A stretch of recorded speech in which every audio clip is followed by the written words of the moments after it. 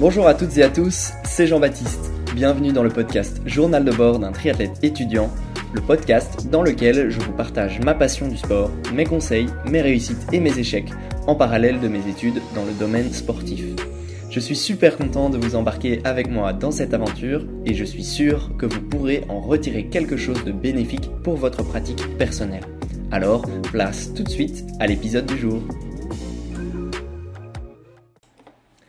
Hello tout le monde, je suis très heureux de vous retrouver aujourd'hui pour, comme vous l'avez vu dans le titre, discuter un peu de mon parcours, de l'histoire de mes débuts et des divers événements qui ont fait qu'aujourd'hui je pratique le triathlon. Je pense que comme on est dans un des épisodes introductifs du podcast, ça peut être très intéressant d'en discuter.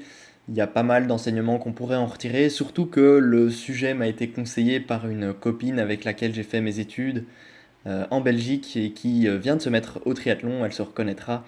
Eh bien voilà, j'ai pensé que ça pouvait être intéressant de faire cet épisode pour en discuter. Alors c'est vrai que moi depuis tout petit, je fais pas mal de sport. Pas directement des sports d'endurance, mais j'ai commencé vraiment à l'âge de 4-5 ans peut-être par du foot en salle. J'ai pas mal pratiqué ce sport, mais je me suis vite mis aussi au tennis que peut-être je pratiquais dans mes plus lointains souvenirs en même temps que le foot en salle.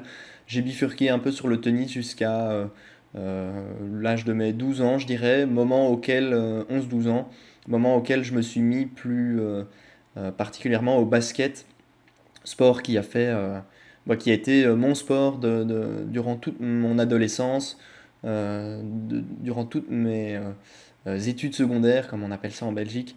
Donc c'est vrai que le basket, c'est une grande part de ma culture sportive, on va dire. Aujourd'hui, encore aujourd'hui, j'adore le basket. Je suis d'assez près les résultats internationaux en basket. Et puis c'est vrai que pour diverses raisons, j'ai dû arrêter.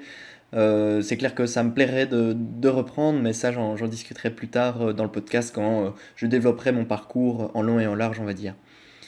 Euh, pour en venir au sport d'endurance, j'ai commencé en fait le triathlon quand j'avais, pas le triathlon, le cyclisme sur route quand j'avais 15 ans je pense, environ. Donc ça faisait déjà quelques années que je faisais du basket et alors j'ai en fait simplement, comment c'est venu, c'est durant une période de vacances scolaires pendant laquelle je m'ennuyais un peu. J'ai été dépoussiérer un vieux vélo du garage et simplement je suis parti dans les routes de campagne autour de chez moi sans trop savoir où j'allais ni pour combien de temps. Et en fait, vraiment par hasard, je me suis retrouvé chez un ami. Euh, J'avais en fait effectué le parcours de mon domicile au domicile de mon ami et c'était drôle de pouvoir rejoindre, je vais dire un peu ces deux univers en vélo, donc autrement que qu'en voiture ou quoi, parce que c'était quand même assez éloigné, mais je savais pas, même pas comment m'y rendre en fait, et c'est complètement par hasard que j'y suis tombé dessus. Et donc directement, je pense que c'est une des premières valeurs qui a popé, on va dire, dans mon esprit, c'est ce sentiment de liberté qu'on peut avoir avec le vélo. Euh, bah, Parcourir les routes autour de chez soi, trouver de nouveaux lieux, découvrir de nouvelles choses, c'est quelque chose euh, que j'ai directement apprécié et donc progressivement j'ai fait de plus en plus de sorties, toujours avec ce même vieux vélo qui était en fait un vélo avec changement de vitesse au cadre, donc vraiment les vieux vélos, les moto-bécanes comme on pourrait appeler ça. C'est vrai que rapidement, je vais dire, je suis passé sur un vélo en aluminium qui était celui de mon père et qui faisait vraiment l'affaire pour mes débuts. Euh, voilà, j'étais assez régulier à ce moment-là. Je roulais, je regarde un peu mon journal d'entraînement parce que j'ai en fait eu la bonne idée de dès le début enregistrer un peu tout ce que je faisais. Euh, je roulais assez régulièrement, ça allait de 1 à 3 fois par semaine. Et quand c'était les vacances, plutôt 3 fois par semaine. Et quand on était à l'école, plutôt 1 fois par semaine. Pendant ce temps-là, j'ai continué le basket qui était toujours mon sport principal. Mais voilà, le vélo, j'ai commencé à rouler avec. D'abord, vraiment, pour reprendre les tout débuts, comment je faisais quand je roulais en vélo de route. Donc avec le vélo, changement de vitesse au cadre, eh ben, j'imprimais. J'avais plus envie de trop de me perdre. dans le sens où c'était drôle les premières fois, mais quand je commençais à augmenter les distances, ben, ça devenait, je vais pas dire dangereux, mais le risque de ne plus jamais me retrouver était plus important, de plus me souvenir de la route du retour. Donc j'ai commencé en fait à imprimer mes parcours sur des cartes, sur Google Maps, clairement. Je faisais mon parcours là-dessus, je l'imprimais, et du coup je le mettais dans ma poche. Et alors aux intersections, je sortais mon, mon parcours, quoi, mes feuilles. Sauf que en Belgique, bah, le réseau routier est assez dense, du coup, je me perdais assez rapidement. J'arrivais à retomber sur mes pattes en demandant voilà, à des locaux ou quoi, mais c'était pas la chose la plus facile que de me repérer.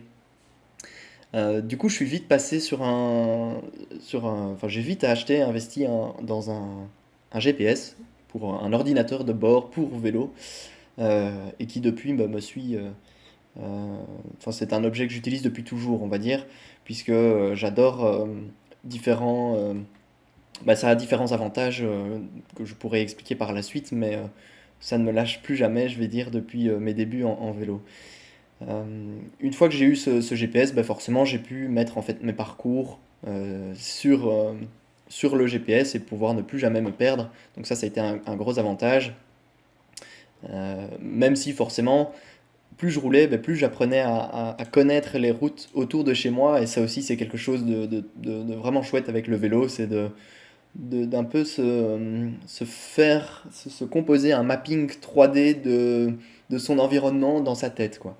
C'est vraiment de se dire, bah tiens, à l'heure actuelle, autour de mon domicile, de chez mes parents, là où j'ai commencé, mes premières routes d'entraînement, bah, je peux faire des sorties de plus de 100 km sans GPS, sans souci, quoi. En allant à peu près dans toutes les directions, en variant, etc. Bah, je connais tellement bien la région que je peux le faire sans GPS. Et donc ça, c'est vraiment quelque chose de chouette de se dire que bah, on connaît de mieux en mieux l'environnement et autrement qu'en utilisant la voiture. Forcément, on est amené quand on prend le vélo à utiliser d'autres routes, des berges, des ravels comme on appelle ça en Belgique, pardon. Des petites routes de campagne qu'on prendrait pas en voiture, etc. Et donc ça permet vraiment de découvrir et de ça exacerbe, je vais dire, ce sentiment de liberté. Donc c'est vraiment dingue. À mon avis, j'ai accroché au vélo de route pour ces raisons-là, quoi. J'ai continué du coup le vélo jusqu'à la fin de mes rénovés, donc jusqu'à à ma réto. Moment auquel donc je faisais toujours du basket. Et puis arrivé à l'université, ben, c'est là que j'ai arrêté le basket. Parce qu'en fait j'ai dû déménager pour mes études. Donc j'ai perdu l'attache à mon club d'origine, je vais dire, et la non-flexibilité des entraînements de basket m'a forcé à arrêter dans le sens où c'était, des- par exemple, je prends un exemple, le mardi à 19 heures et le vendredi à 19 heures, qui n'étaient plus des horaires compatibles avec mes études. Surtout que si je voulais, en fait, si j'avais envie de continuer le basket, j'aurais voulu que ça se fasse dans le même club. Et donc forcément, comme j'étais en cote, comme on appelle ça, en chambre d'étudiant, eh bien, à Namur, eh bien, je ne pouvais pas retourner dans mon club d'origine. Et donc, bah, à partir de ce moment-là, c'est fin 2015. Donc ça faisait un an et demi que je pratiquais le vélo de route. Et plus de 8 ans, si je dis pas de bêtises, de basket, bah, j'ai arrêté le basket. Et je me suis mis de plus en plus au vélo. En fait, déjà pendant les grandes vacances, les 2 dernières années de mes études secondaires, bah, je faisais beaucoup de vélo parce que le basket, il n'y avait plus d'entraînement. C'était la saison off, on va dire. Et donc j'en profitais pour faire des grosses semaines de vélo, euh, vraiment pour en profiter et développer je vais dire mes compétences en cyclisme. Pour un peu remettre dans l'ordre d'idée, quand j'ai commencé vraiment en début 2014, c'était du coup le vélo, je faisais des sorties les toutes premières, c'était 10-15 km. Vraiment au feeling, je faisais attention à rien, juste à rouler. C'est le plus important quand on débute, c'est de ne pas se prendre la tête et d'être régulier. C'est vraiment ça le plus important et c'est vraiment ça le plus gros levier de progression quand on est débutant dans les sports d'endurance, c'est vraiment la régularité. Ça sert enfin, je veux pas dire ça sert à rien, mais c'est plus efficace de rouler 2 fois la semaine 1 et 2 fois la semaine 2 plutôt que 4 fois la semaine 1 et 0 fois la semaine 2. forcément, si on a un objectif de progression, bah, ce sera plus efficace de rouler de manière plus régulière, donc 2 fois la semaine 1, 2 fois la semaine 2. Maintenant, si on a un objectif de plaisir, enfin, pour moi, le plaisir passe par la progression, donc forcément, la régularité entre en jeu. Maintenant, voilà, on n'est pas obligé d'appliquer ce conseil si on veut juste se promener de temps à autre, avec des amis, bien sûr. Mais quand on a un objectif de progression, il faut faire attention à ça. Les premières semaines, du coup, je roulais vraiment pas longtemps, enfin voilà, même pas 1 heure, je vais dire une demi-heure à maximum 1 heure et demie, donc 15 à 30 kilomètres. Et puis en fait, ce qui m'a permis vraiment de progresser, c'est d'intégrer un groupe de vélo. Donc même pas un club, c'était pas un club, enfin je vais dire professionnel, mais non, même pas un club qui faisait de la compétition. C'était vraiment un regroupement de cyclistes qui sortait tous les dimanches pour la sortie dominicale. Et donc j'ai commencé avec ça et dès la première sortie, ça m'a permis de faire une sortie de 3 heures parce que forcément les sorties en groupe, eh bien ça permet euh, déjà de faire, je vais pas dire faire passer le temps plus vite, mais c'est plus facile, enfin c'est plus sympa de varier, de temps en temps d'aller tout seul, mais de temps en temps d'aller en groupe. Ça permet de faire des sorties plus longues et de dépenser moins d'énergie relativement aux sorties courtes, dans le sens où bah, quand on peut se mettre dans les roues, on économise de l'énergie. Et donc ça permet cette économie d'énergie, bah, de pouvoir rouler un peu plus longtemps. Donc par exemple, la première sortie de groupe que j'ai faite, elle durait déjà 3 heures, alors que ça faisait 2 mois que je m'étais mis au vélo et que j'avais pas dépassé les 30 voire 35 km en solo. Euh, donc même si c'était à vitesse lente, l'important c'était de développer, bah, je vais dire, l'endurance. Et puis de nouveau de rouler au feeling. Je fais pas attention, j'ai pris l'allure du groupe et puis j'ai suivi.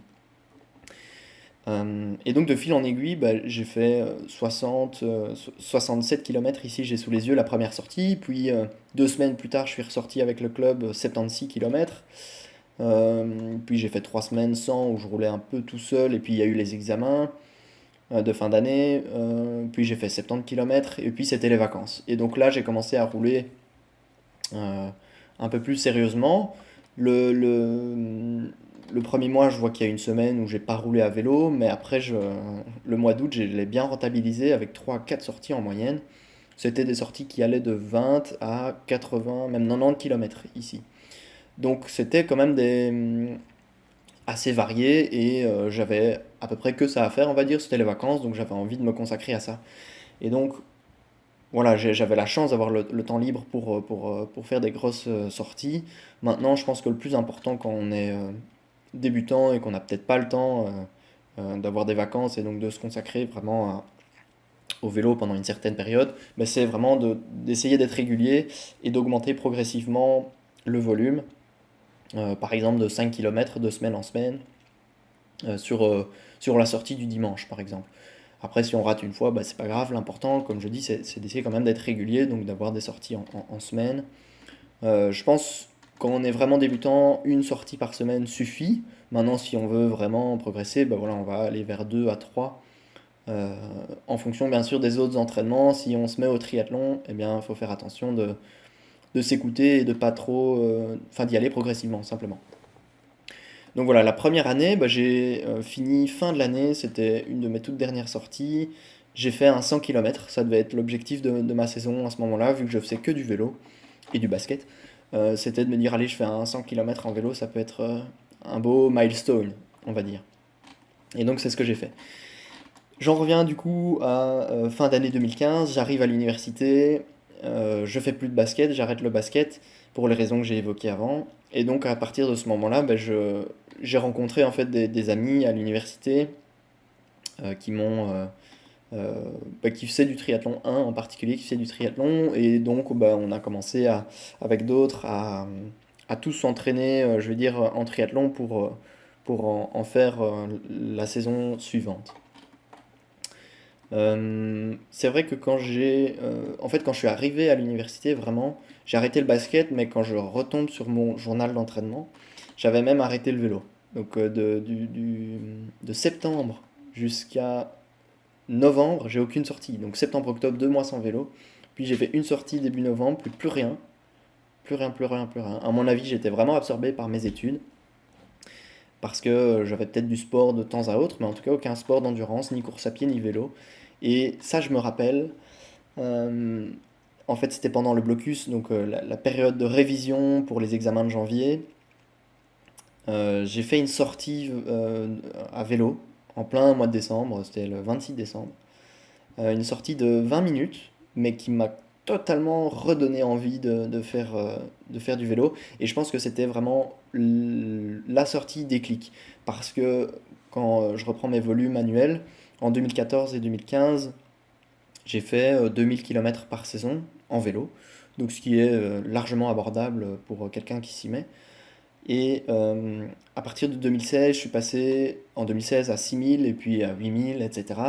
Les autres années. Donc c'est vraiment cette sortie-là pendant la période de révision, ça a été une sortie déclic parce qu'elle m'a complètement donné la motivation pour me remettre au vélo. Je sais pas, je sais pas ce que j'ai fait ce jour-là, mais j'ai fait que 10 km.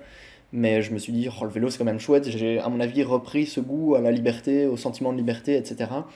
Et ça m'a donné la motivation sûrement pour m'y remettre. Et donc je me suis dit, une fois que j'ai fini mes examens et que le temps, la météo est meilleure, bah tiens, je vais m'y remettre, je vais essayer de prendre... j'ai pas pris de vélo dans ma chambre universitaire tout de suite, ça restait à la maison, mais donc je me suis dit les week-ends, allez, je sors avec le club ou en solo et je m'y remets. Et donc début 2016, bah, c'est ce que j'ai fait, je m'y suis vraiment remis, on va dire à partir de mars, où j'ai repris les sorties de groupe avec le club. Et rapidement, ben, j'ai commencé à augmenter de volume. En avril, j'ai fait une sortie à 110 km avec le club, donc qui a duré près de plus de 4h30. Donc ça a été assez rapide, je vais dire, la progression cette année-là, mais je restais très régulier. Quand je reprends, par exemple, les semaines, les unes à la suite de l'autre, eh bien, je fais trois sorties, une sortie, trois sorties, une sortie, deux sorties, trois sorties, trois sorties. Donc c'était assez régulier, il n'y avait pas une semaine où je roulais plus. Et donc c'est ça qui est pour moi quand on est débutant bah, vraiment la clé, quoi, comme je l'ai déjà dit. Euh, et alors à partir de fin avril, je me suis mis à la course à pied. Parce que donc avec les amis de l'université, bah tiens, on s'était dit, enfin on s'était motivés les uns les autres et ça avait fait germer des envies de triathlon chez certains, chez moi notamment. Et donc j'ai commencé la course à pied. euh, avec En fait, je me posais pas la question, mais la grande erreur que j'ai faite à ce moment-là, mais forcément les erreurs ça sert à apprendre, eh bien c'est de, en fait comme j'avais une assez bonne endurance grâce au vélo, c'est de faire directement des sorties course à pied continues et assez longues. Par exemple, la toute première sortie course que je fais, c'est 40 minutes à une allure quand même enfin, pour laquelle maintenant enfin, je me dis c'est quand même rapide à l'époque. 8 km en 40 minutes. Pour une première sortie, c'est pas l'idéal dans le sens où en fait je me suis rapidement blessé. J'ai pu continuer, je le vois, quelques semaines comme ça. Mais en fait, je me suis rapidement blessé. Après, quelle blessure, je sais plus parce que j'ai eu un peu de tout. Euh, Ça devait être les premières blessures que j'ai eues, je pense, c'était au niveau du tendon d'Achille. Enfin, pas du tendon d'Achille, c'était dans la zone, mais en fait, c'était euh, les tendons du muscle, des deux muscles, donc droite et gauche, du tibial antérieur. Donc voilà, si vous ne savez pas c'est quel muscle, en gros c'est un muscle qui est je vais pas dire un muscle profond, mais c'est pas un des muscles les plus superficiels du mollet. Donc moi je comprenais rien non plus à l'anatomie à ce moment-là, donc je savais pas comment, d'où ça venait et les traitements, bah, je me suis fait traiter avec repos forcément, glace, massage, etc. Mais je comprenais pas grand-chose à ce qui se passait. En tout cas, le fait est que je m'y suis mis trop rapidement à la course à pied. Comme j'avais une bonne endurance, ben, j'avais pas de problème à terminer les courses que je faisais sans, sans être trop fatigué. Mais en fait, mon corps simplement n'était pas habitué aux impacts de la course à pied et ça a fait que ben, je me suis rapidement blessé après quelques semaines seulement. Sauf que forcément j'ai mis du temps à apprendre de mes erreurs, vu que comme je disais, bah, je comprenais pas grand-chose à la course à pied et au fait de se blesser, bah, quand je m'y suis remis, euh, eh bien je m'y suis remis rapidement, je me suis reblessé, etc. C'est vraiment la première année, vraiment véritable à partir de laquelle j'ai pas eu de blessure, c'est l'an passé. Donc c'était en 2016 que j'ai commencé et 2020, allez je vais dire 2019, où j'ai pas eu trop de... Ouais, 2019 j'ai pas eu de blessure. Donc ça fait quand même 2016, 2017, 2018 où j'ai dû apprendre de mes erreurs et comprendre comment courir en étant débutant, quoi. Cependant, donc en 2016, j'ai quand même commencé à courir bah, assez régulièrement. De nouveau, c'était une à trois fois, enfin même pas, une à deux fois semaine. J'avais pas mal de problèmes de points de côté et tout ça. Je pense qu'il était dû forcément à l'intensité de l'effort. Je m'en rendais pas compte, mais je courais trop vite, forcément. C'est souvent l'erreur du débutant, hein. On dit souvent pour courir vite, il faut savoir courir lentement. Quand on est débutant, c'est difficile de courir lentement. Et aussi quand on est averti et expérimenté, je veux dire, c'est aussi difficile de courir lentement. Mais il faut simplement se convaincre et c'est comme ça qu'on crée les bases, c'est en allant lentement, mais régulièrement. Et donc quand on est débutant, ben, il n'y a aucun mal, justement c'est comme ça qu'on débute, à alterner course et marche euh, pour les premières séances, puis globalement, enfin progressivement arriver à pouvoir courir 30 minutes en continu par exemple, et à partir de ce moment-là, ben, commencer à peut-être varier les allures ou quoi, mais en tout cas à toujours construire cette endurance de base et cette course lente. Donc, mon premier triathlon était prévu, c'était le triathlon de Namur, donc le 15 août 2016. J'ai commencé à nager en juin, donc après mes examens. Euh, alors, les premières séances de natation, bah, je faisais. Toute première, j'ai fait 750 mètres. Je les ai sous les yeux ici, donc ça m'aide à vous donner les données, on va dire. Puis j'ai fait 1 km 1 km 3, 1 km 5. Bah, je nageais une fois par semaine. 1 km 5. J'ai fait ça pendant 3 4 semaines. Et puis, juillet, il y a 2 semaines où je nage pas. Puis il y a 1 km 1. Là, on est début août, 1 km 6. Donc c'est une fois par semaine toujours. Et puis, juste avant le triathlon, j'ai quand même fait un test en natation en eau libre. Parce que bah, voilà, le triathlon, forcément, c'est en eau libre. Et donc, il y avait 700 mètres à parcourir. Et je les ai. Bah, je me suis entraîné une première fois en eau libre avant de plonger vraiment et de partir pour mon premier triathlon. Et donc, bah voilà, j'ai très très peu nagé avant ce premier triathlon. Euh, et comment je nageais à l'époque, bah, la première séance était l'enfer, vu que j'ai pas pu nager beaucoup et que j'étais sûrement très rapidement fatigué, comme tout débutant en natation, je vais dire. Et j'ai quand même, en fait, j'ai été très autodidacte en natation, dans le sens où j'ai commencé à regarder des petits entraînements sur Internet et tout ça.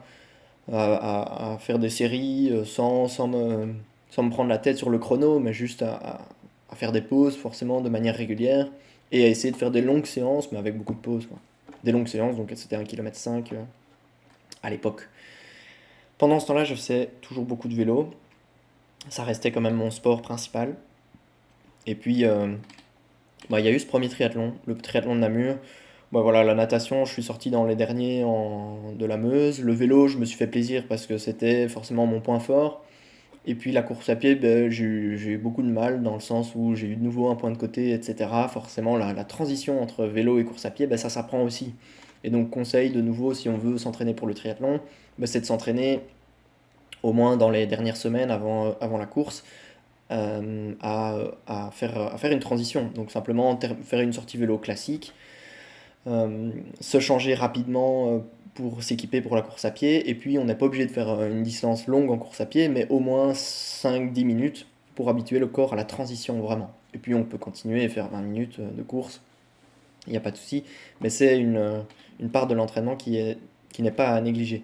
Pour les transitions natation, vélo, bah ça c'est compliqué à mettre en œuvre, à moins que vous ayez une piscine privée ou autre, mais quand on est dans un bassin public, bah, il faut enfin, se changer rapidement pour reprendre le vélo, à moins qu'on aille en piscine, à la piscine à vélo, bah, on va pas sortir de l'eau, ne pas sécher et traverser les couloirs et sortir de la piscine tout mouillé.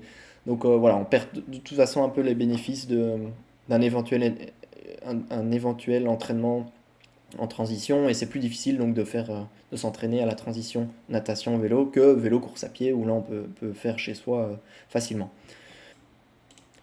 Donc ça, c'était pour mon premier triathlon, donc en 2016.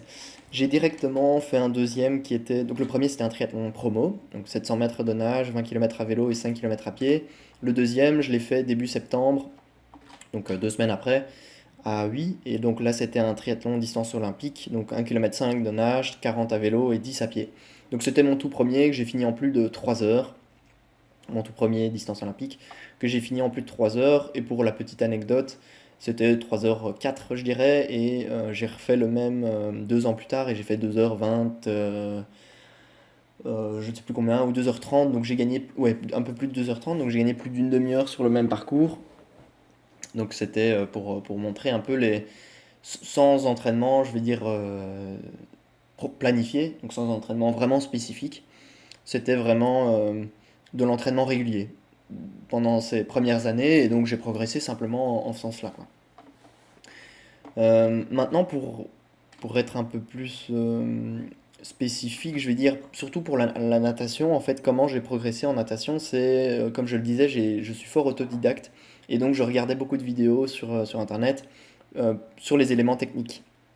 Et donc j'essayais d'implémenter à chaque séance, ou de manière progressive, bah, différents éléments techniques pour une meilleure nage. Et c'est vrai qu'il y a vraiment au début, quand, quand, euh, enfin, quand on n'a pas conscience de la bonne technique de natation en crawl, et puis qu'on intègre un élément technique, on gagne directement énormément. Parce que la natation est un sport, en tout cas le crawl est un sport très technique. Et ça, je le remarquais vraiment à la montre, quoi. Je faisais une longueur de manière normale, et puis je faisais la même longueur en intégrant l'élément technique.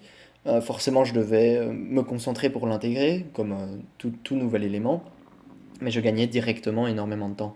Et donc, c'est comme ça que j'ai progressé les premières années en natation, c'est vraiment en me concentrant sur la technique, et j'étais tout seul, j'ai jamais eu un seul coach. J'ai eu un coach, je sais plus c'était quelle année, fin 2018 je crois, ou début 2018, ou fin 2017, bref. Donc pendant les 2 premières années, j'ai vraiment progressé comme ça en natation, jusqu'à arriver à un niveau, je veux dire, correct, qui me permettait de sortir en milieu de paquet, on va dire. Donc vraiment tout seul, quoi. En regardant des vidéos sur internet, j'ai appris la technique de crawl, quoi. Voilà, donc fin 2017, bah, voilà, j'ai continué à faire beaucoup de vélo par moi-même, et en roulant tous les dimanches à peu près avec le groupe, le club. Et j'ai intégré en fait à ce moment-là le triathlon, un club de triathlon à Namur, et ça m'a permis en fait d'aller effectuer des entraînements course à pied en groupe cette fois, et des entraînements fractionnés sur piste. Donc là c'était c'était du sérieux, dans le sens où bah, j'avais commencé depuis le début de l'année la course à pied, et bah, j'ai eu directement là des entraînements intenses, ce qui m'a blessé. En fait, c'est de là qu'est venue ma première blessure, c'est que je faisais 2 séances par semaine de fractionnés sur piste, alors que j'en avais eu jamais l'habitude jusque-là. Donc forcément, bah, je me suis blessé, et donc fin 2017, à partir d'octobre, j'ai plus couru. Fin 2016, pardon, j'ai plus couru parce que je me suis blessé sur la piste. Et donc, bah, j'ai continué le vélo, la natation, et là, la natation, j'ai commencé à vraiment, bah, voilà, faire des belles séances. J'en faisais une par semaine, vraiment, mais ça commençait à être plus de 2 km. Je nageais toujours enfin, à ce moment-là, de manière assez techniquement pas terrible. Donc, j'ai pu m'améliorer, comme je le disais, en regardant les vidéos, etc., sur Internet. Et je faisais toujours beaucoup de vélo. Et puis en course à pied, j'ai repris fin 2016 en fait, de nouveau avec le club sur piste, et je me suis de nouveau blessé très rapidement. Donc là, l'enseignement principal, c'est vraiment la progressivité. J'ai été courir 2 fois par semaine sur piste à faire des fractionnés, alors que j'en avais jamais l'habitude, bah forcément, il y a un moment où ça a lâché, quoi. Le vélo, pas de souci, ça j'avais toujours de bonnes bases, et la motivation, je roulais vraiment beaucoup. Et à partir du début 2017, j'ai commencé à faire des grosses séances de natation. Là, je me suis vraiment motivé pendant l'hiver à nager, nager, nager.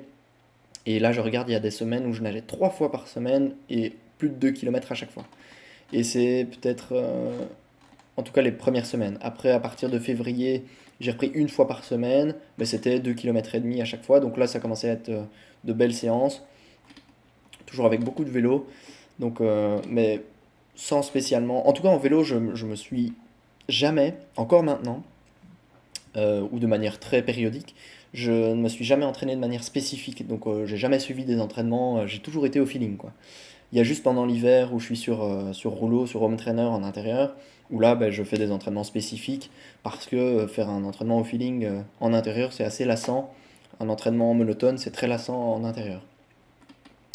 Maintenant c'est une très bonne chose à faire quand l'hiver il fait dégueulasse forcément dehors. Bah, c'est de rouler en intérieur, ça permet de garder bah, le geste et puis même de s'améliorer si on fait de l'entraînement spécifique comme je le faisais quoi.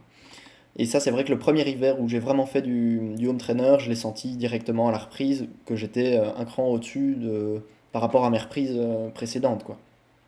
Que l'entraînement hivernal avait vraiment été bénéfique, même si c'est des séances qui ne dépassent pas l'heure, ça peut être très bénéfique en termes de spécificité, quoi. Voilà, à partir de là, bah, ça a été plutôt progressif. 2017, je vois que j'ai fait énormément de vélo. Je vais reprendre un peu mes volumes annuels pour, euh, pour un peu bah, décrire ce parcours, cette progressivité euh, au fil des années, quoi. Voilà, j'ai devant les yeux mes différents volumes annuels. Je vais commencer par le vélo. 2014 et 2015, bah, ça restait des volumes assez peu volumineux, justement, dans le sens où bah, je faisais toujours du basket à l'époque. Donc 2014, je fais 2100 km, 2015, 2300. Et puis c'est vraiment à partir de 2016 où je m'y suis mis très sérieusement, avec 6600 km en 2016, 7200 en 2017, 8700 en 2018, ce qui a été ma plus grosse année vélo. Et puis 2019, 6700, donc 2000 km en moins qu'en 2018. 2020, 5400, et là 2021, on est début novembre, j'approche des 6000, donc je vais avoir un volume sans doute proche de celui de 2019, un peu en dessous je crois. Mais en tout cas, voilà, jusqu'en 2018, bah, j'étais vraiment en mode vélo, sport principal, et puis à partir de 2019, j'ai vraiment intégré plus de natation, plus de course à pied, et donc j'ai dû diminuer le vélo parce que la charge globale était assez élevée. En course à pied, bah, donc 2014-2015, je ne faisais pas de course. 2016, je fais 400 km, 2017, 300, 2018, 460. Donc c'est vraiment des volumes très faibles.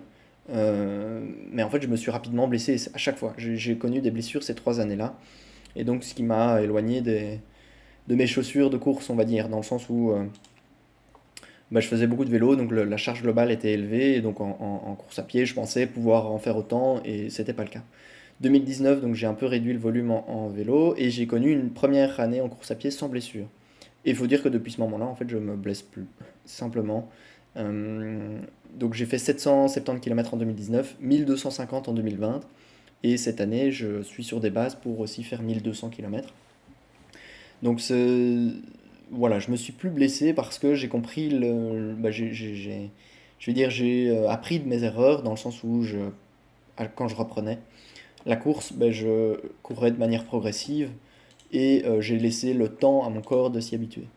En natation, là, c'est très bizarre, dans le sens où 2016, donc je fais 50 km de natation, donc qui est très peu. 2017, j'ai commencé vraiment à nager quand je disais les semaines à 2 km et demi par séance, etc. J'ai fait 185 km sur l'année, 260 km en 2018. Donc si on divise par 52 semaines, ben, ça fait à peu près 5 km par semaine, chaque semaine, toute l'année. Donc deux séances à 2 km et demi. Donc c'était quand même un volume bah, correct, je veux dire assez conséquent en tout cas pour un débutant, c'était élevé, mais là ça faisait 3 ans que je nageais, donc c'est vraiment 2017, 2018, 2019 où j'ai fort progressé en natation, euh, grâce notamment à un Erasmus en fait que j'ai effectué en Angleterre, et donc j'avais pas de vélo là-bas, donc c'était, je sais plus, je vais revenir dessus, je vais reprendre mon journal d'entraînement, mais c'était oui fin 2017, j'avais pas de vélo, donc je me suis consacré en fait à la course à pied et à la natation principalement.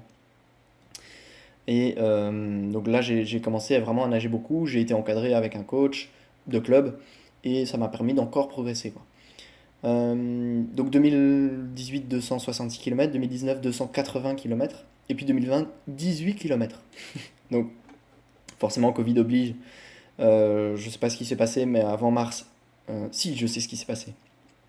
De nouveau, je suis parti en Erasmus début 2020, ici en France, à Grenoble, où j'habite actuellement. Et en fait, j'étais tellement dans le trip Erasmus que je nageais pas. Je faisais beaucoup de vélo et de course, mais je nageais pas encore. je profitais de l'extérieur et du cadre de la montagne, quoi.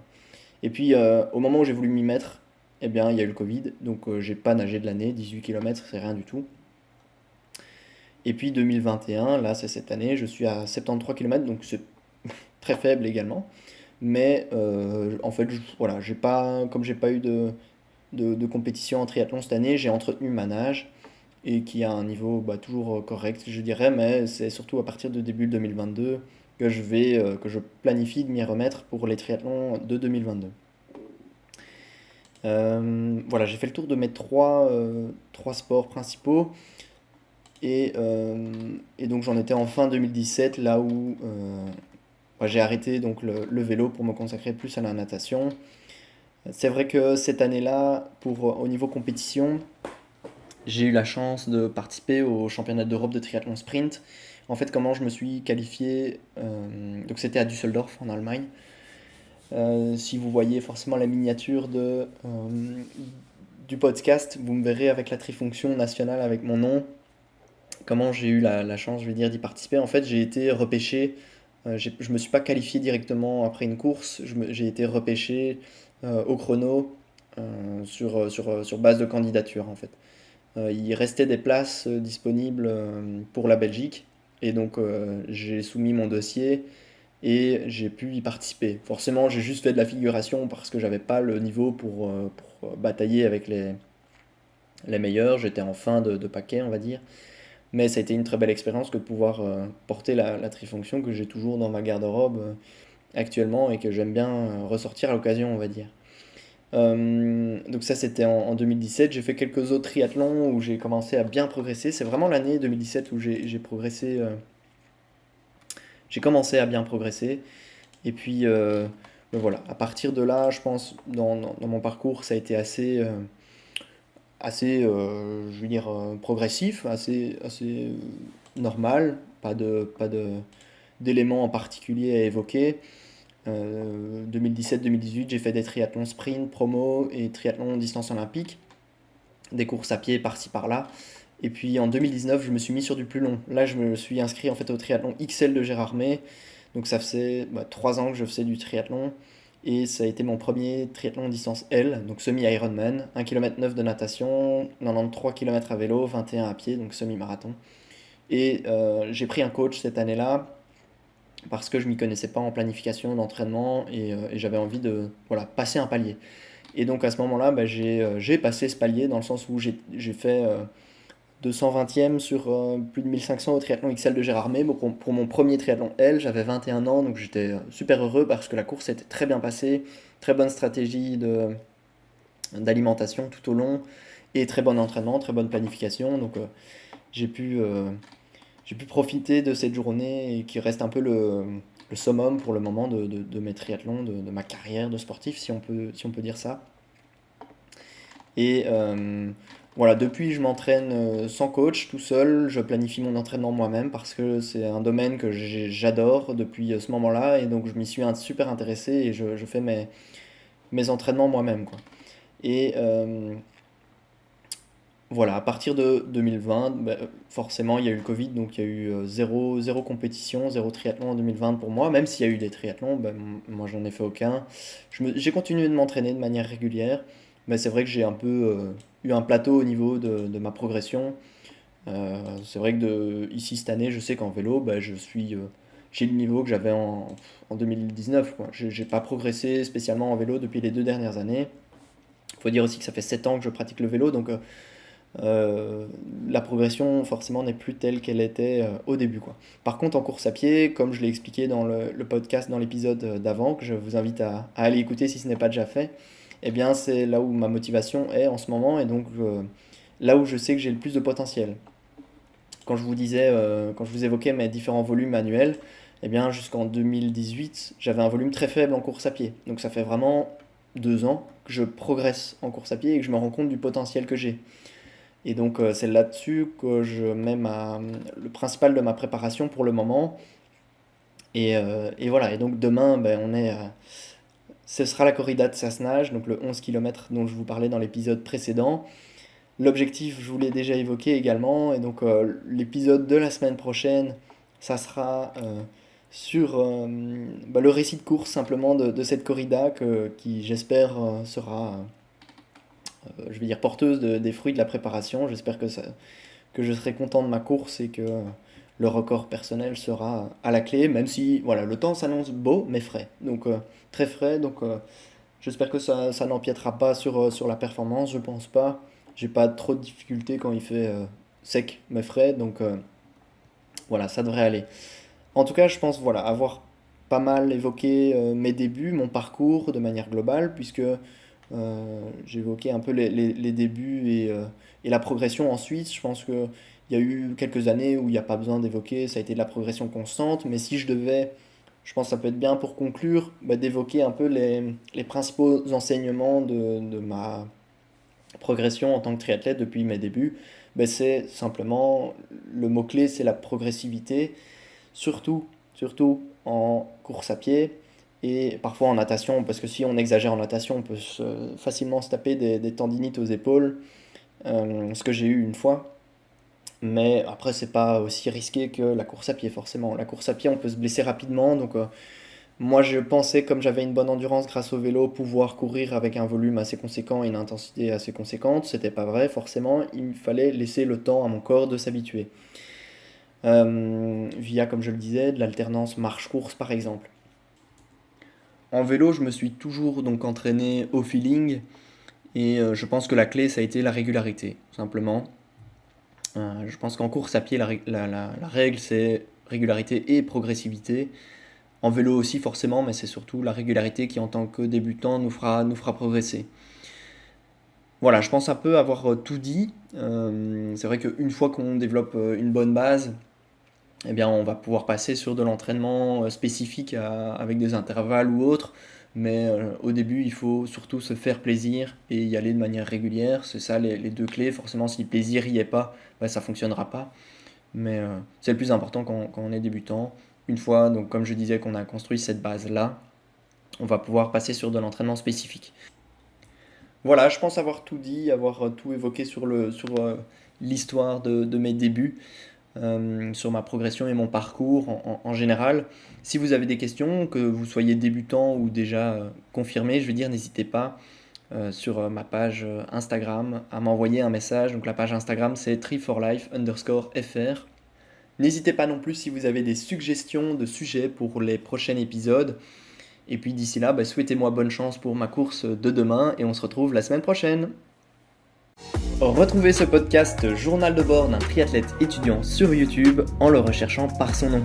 Je suis présent sur Instagram, pour cela il suffit de me suivre sur mon compte Tri4Life. Noter le podcast sur Apple Podcast et le partager sur les réseaux sociaux est important pour le bon référencement de celui-ci, sans oublier que cela me donnera un bon coup de pouce. Merci et à la semaine prochaine dans le prochain épisode.